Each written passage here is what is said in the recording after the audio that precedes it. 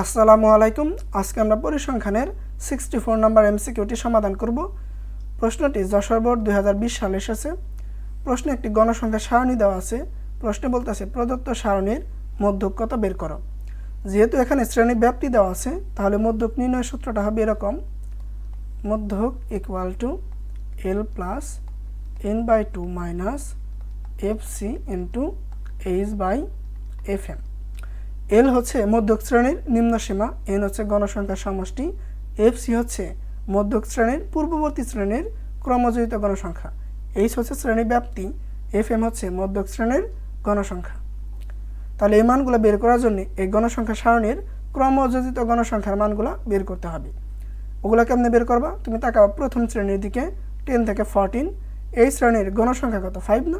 এই শ্রেণীর ক্রমযোজিত গণসংখ্যা হবে 5। তাহলে দ্বিতীয় শ্রেণীর কত হবে? এই দুই শ্রেণীর গণসংখ্যার সমষ্টি। তাহলে 5 আর 6 কত হবে? 11। তৃতীয় শ্রেণীর জন্য প্রথম 3 শ্রেণীর সমষ্টি কত হবে? 18।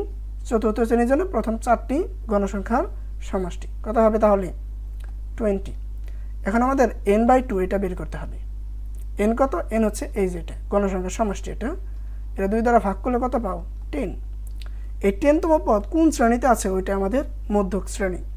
তাহলে এই 10তম পদ কোথায় আছে? খুঁজে কেমনে বের করবা? তুমি তাকাও এবার ক্রমযোজিত গণসংখ্যার দিকে। প্রথম শ্রেণীতে ক্রমযোজিত গণসংখ্যার মান কত? 5 না? এই 5 বলতে বোঝাচ্ছে 1 থেকে 5তম পদ আমাদের 10 থেকে 14 এই শ্রেণীতে আছে। তাহলে 10তম পদ তো এখানে থাকবে না। আচ্ছা, তাহলে 5-এর পরবর্তী সংখ্যা কি? 6 থেকে নিয়ে 11 পর্যন্ত প্রত্যেকটা পদ আছে আমাদের এই শ্রেণীতে। তাহলে দেখো 10তম পদ আমাদের এই শ্রেণীতেই হবে না, বিকজ 6 থেকে নিয়ে 11 পর্যন্ত প্রত্যেকটা পদই আছে এই শ্রেণীতে। তাহলে 10তম পদ আমাদের এই শ্রেণীতে, এটা আমাদের মধ্যক শ্রেণী। আর এই মধ্যক শ্রেণীর ছোট মানটাই হচ্ছে আমাদের এল এর মান। ওকে, তারপর কি? n/2। n/2 তো আমরা বেরই করছি 10, তাই না? বসাই দাও এফসি। এফসি হচ্ছে এই মধ্যক শ্রেণীর পূর্ববর্তী মানে আগের শ্রেণীর ক্রমযোজিত গণসংখ্যার মান, ওটা কত? 5 ইন্টু এইচ। এইচ হচ্ছে শ্রেণী ব্যাপ্তি। এখানে একটু ঝামেলা বাজে, জিনিসটা ক্লিয়ার হয়ে নাও। এইচ বা শ্রেণী ব্যাপ্তি হচ্ছে দুই রকমের, একটা হচ্ছে বিচ্ছিন্ন আর একটা হচ্ছে অবিচ্ছিন্ন। আমাদের এখানে দেখো এই যে পরপর দুইটা শ্রেণীর ঊর্ধ্বমান আর এই নিম্নমান দুইটা কিন্তু ভিন্ন। ভিন্ন হলে তারা বলে বিচ্ছিন্ন শ্রেণী ব্যাপ্তি। আর যদি ধরো 14 পরে আবার 14 হইতো, তাহলে বলে অবিচ্ছিন্ন। বিচ্ছিন্ন হইলে এইচ হিসাব করার উপায় হচ্ছে তুমি যে কোনো একটা শ্রেণী নিবা, তার নিম্ন সীমা এটা সহ এই 14 পর্যন্ত কাউন্ট করবা। তাহলে 10 থেকে 14 পর্যন্ত কাউন্ট করো। 10, 11, 12, 13, 14 কত আসলো? 5। তো আমাদের এখানে শ্রেণীব্যাপ্তি 5।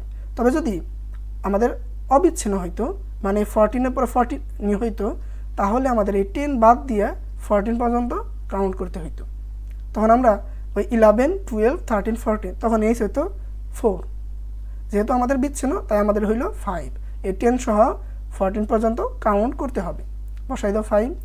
আর এফ এম কি? মধ্যক শ্রেণীর গণসংখ্যা। এটা হচ্ছে আমাদের মধ্যক শ্রেণী, এই শ্রেণীর গণসংখ্যা 6। এখন এটা হিসাব নিকাশ করো। 10 থেকে 5 গেলে কি থাকে? 5 থাকে ইন্টু 5/6 15। এই 5টা 5-এর সাথে গুণ হবে না? তাহলে 5 5 কত? 25, নিচে রইল 6। এবার ক্যালকুলেটরে 25কে 6 দ্বারা ভাগ দাও। ভাগ দেওয়ার পর যেটা আসলো ওইখানে অ্যাড করো কত? 15। তাহলে কত আসে?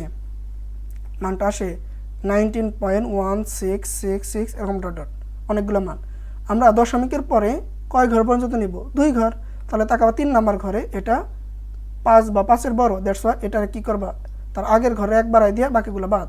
তাহলে 19.17 আমাদের অ্যান্সার। এটা কোথায় আছে? ক নাম্বারে। আশা করি বুঝতে পারছো। আমি একদম ডিটেলস বলার চেষ্টা করছি।